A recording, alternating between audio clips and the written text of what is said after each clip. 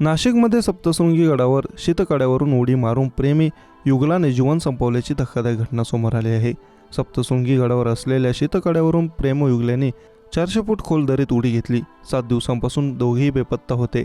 कड्याच्या खाली एका झाडावर मुलीचा मृतदेह अडकला होता, तर तरुणाचा मृतदेह खाली पायथ्याला पडला होता।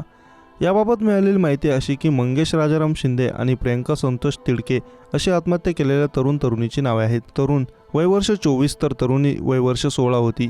मंगेश आणि प्रियंका दुचाकीवरून 28 एप्रिलला सप्तशृंगी गडावर आले होते। दोघांनी सप्तशृंगी गडावर शीतकडा इथून उडी मारून आत्महत्या केली। बेपत्ता झाल्यानंतर आठवड्याभराने प्रेमयुगलाचे मृतदेह कुजलेल्या अवस्थेत आढळून आले।